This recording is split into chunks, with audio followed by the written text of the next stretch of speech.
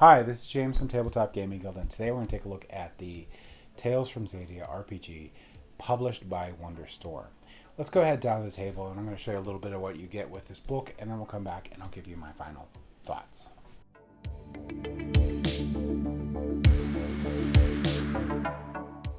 Alright, so this is the Dragon Prince Tales from Zaydia role-playing book.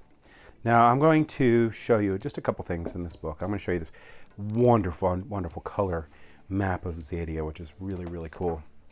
But this book is broken down into a couple different sections. You're going to have a welcome to Xadia, which is just a general overview.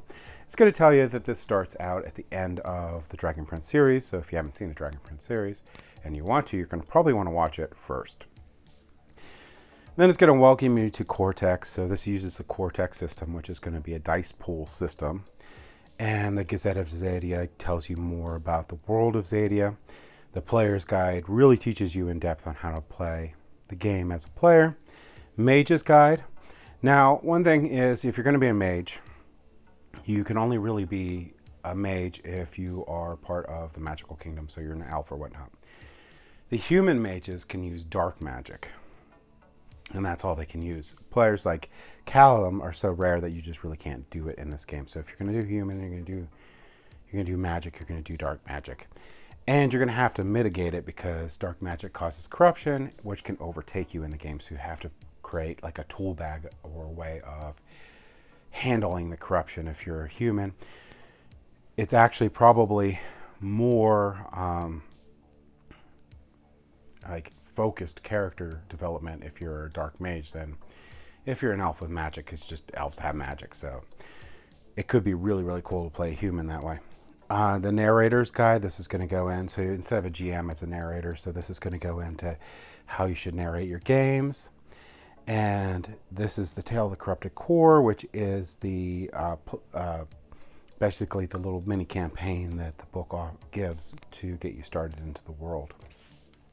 Another thing I can mention is that when you purchase books from them, you unlock the digital version, but you also unlock a digital tool bag. So you get character creation, more pre-generated characters that you can use, and dice rolling and stats can all be handled on the website. So, like I was saying, this first section here is the Welcome to Xadia. This basically just gives a brief overview of the primal sources, the world in general, and what's happening. A really nice read on here. And this is the Cortex system. Basically, it's going to show you how it's going to use the dice pool system. Now, this uses all 7 dice that you would be familiar with in D&D, and it uses plot points. But this system here, basically what it's going to do is you're going to roll dice. You're going to add 2 dice together, and then one of them is going to be your effect die if you have it. If you don't have a third die, the effect die is always a D4. The interesting thing about this system is that when you have your effect die, it's not the number on the effect die that matters, it's the size of the effect die that matters. It's the same way for when you're trying to. So if you use your effect die as the 20, then it's going to be, 12-sided. It's going to be super effective. Actually, your dice pool is going to go up to 12. So it's the 6 dice. Or 5 dice, sorry. 5 different dice. My gosh. There's 5 different dice that you're going to be. It's going to D4, D6, D8, D10, and D12. It only goes up to D12. There's no D20. So the size of the effect die is going to determine how well you did. So if it's a 12, you did epically well. If it's a 4, you barely passed if you passed the test. So in this game, you're just trying to simply get a higher number than the narrator. So when you add up your numbers, you're just trying a higher number. Most tests, you're actually going to know what the number is. If it's a challenge, you're not. You're going to go first. So that's the big crux of it. The other thing is you're going to have plot points, and plot points on your character are going to be able to trigger abilities and do different things to help with the game. Everybody starts with at least 1 plot point, and every new session, your plot points will carry over. But if you had no plot points, you would start with 1. And you can gain them throughout the story.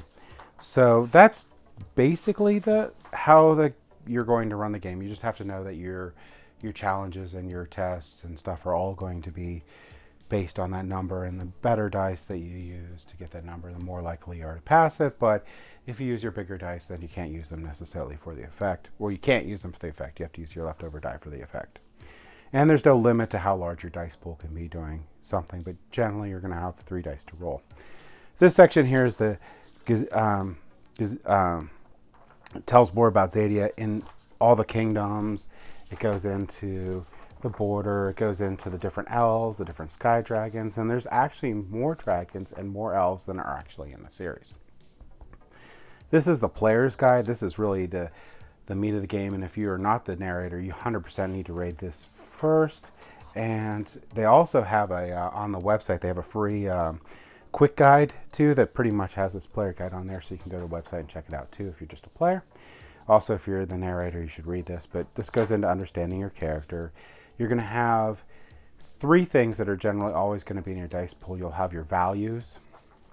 You'll also have your attributes. So this is going to be like agility, awareness, influence, intellect, spirit, and strength. And you'll have your values, which is devotion, glory, justice, liberty, mastery, and truth. And then you'll have your distinctions. These are going to be things that make you who you are. And these are things that you're going to weave into your story, that is your character, that you can use for your dice rolls. And you're going to have different special effects that you can use throughout the game. Some of these require plot points. Some of these are hinders that give you a plot point if you actually use them. And this is actually one of the most important parts of the book, but there's a section at the end I'm going to show you that's going to be even more important, because it's basically the whole thing. But if you look at this little section on here, this is going to tell you what you need to know for creating a dice pool. So for creating a dice pool, you get 1 attribute, 1 value, 1 distinction. That's what you're going to add to your dice pool. You're also going to could have 1 specialty die. You can have 1 or more asset dice. You can have 1 or more of your opponent's stress dice. This is dice that's bad, and an extra die for SFX. Now, if you use plot points after the result, then you can't actually use them for your effect die, but it's a thing to remember. And the other thing is assets are basically like the primal stone or other stuff that you can use to help out with whatever objective you're trying to get, as long as it fits. So that's going to be these sections, and I'm not really going over the rules of the game, but the game is not really that difficult to understand, and it's pretty easy just to go through this section, read it real quick, have a general idea, know that you need to roll over, and know how these dice get put into your pool, and then you can just start playing and you're fine. Effect die, or taking stress. Stress is basically the way that you're going to probably, if you're going to be defeated, stress is going to be the way you're going to be defeated. These stress dice can affect you physically, mentally, or other aspects of your character. You can be overstressed, and at that point you'd be stunned. If you're overstressed with damage, you can perish in the game. That's how this is handled, and the size of the effect or stress die will actually determine how the stress affects your character. Challenges, the challenger will be able to pick how the stress affects you and stuff like that, so it can be really bad. Hitches are really bad. Hitches are going to be like fails, critical fails. So if you roll a 1 on any die, you get hitches, are bad for you. If the narrator gets them, they're called botches, and they can affect you also poorly. So that's going to go into really in depth of how this works for the dice pools. There's a lot of examples in here. Here's tests or success and failures. This goes over how the tests are done, where you just basically get your value and you try to beat the narrator's value, sort of stuff. Taking turns in challenges. Challenges are more long-term. You can have multiple rolls for them and have to go through multiple scenes, which can have multiple durations. The narrator might choose a duration that you have to hit, or you fail the challenge and stuff like that. So I highly recommend actually using the pre-generated characters, either from this book or on their website, to start. Character generation, I think you should only ever try to do when you are real knowledgeable or have a couple plays under your belt of this game. So you want to play a mage. There's a whole section on doing magic in the game. Like I said, like your elves can do different magic, or prone to different magic from the different areas that they live and inhabit and type of elf they are. And your humans, again, can only use dark magic. There's a whole section on dark magic. Dark magic, you're going to be pulling the essence of living things to be able to perform different forms of magic. It will corrupt you as it goes, so you have to find ways of mitigating that corruption. It'll turn your hair white, it'll age you, it'll do a whole bunch of horrible things. This is the narrator guide. This is going to teach you how to become a really good narrator, how to tell stories in Xadia, how to create catalysts for your story, how to help with the character development of the players, and this one helps you with a lot of NPCs. There's a lot of NPCs in here that you can use throughout. Just basically a resource on narrating the game itself. And more on to like making it fun for everyone and stuff like that. So, more featured catalysts. You can use main characters from the story if you really want. You can go back in time a little bit.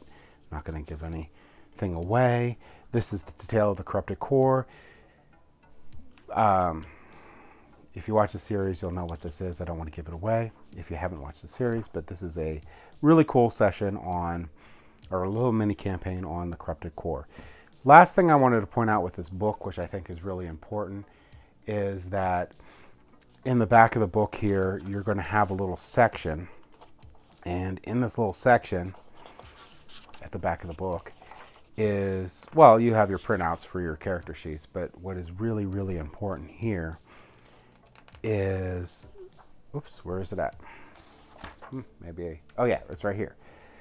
Is these quick references. So you have your player quick references right here. If you print these out and hand them out, this tells you everything you need to know to play the Tales of Xadia. Do it. This will really help out, really let people understand how to play the game, and really great reference. I highly recommend printing these out and handing them out to anyone playing the game. And you can make your own little DM screen with this narrator quick reference. Really, really good things at the end of this book to help you with your Dragon Prince Tales from Zaydia RPG. Let's go ahead back up to the table here and I'll give you my final thoughts on this game and system. So I really like this RPG. I also really like the Dragon Prince. So this book functions in two parts, which makes it amazing. One is a good RPG, which is a good narrative story. This is more a narrative driven. It does have that Cortex system with that dice pool system, but the core of this game is just narrative driven. You're telling a story, you're developing your characters.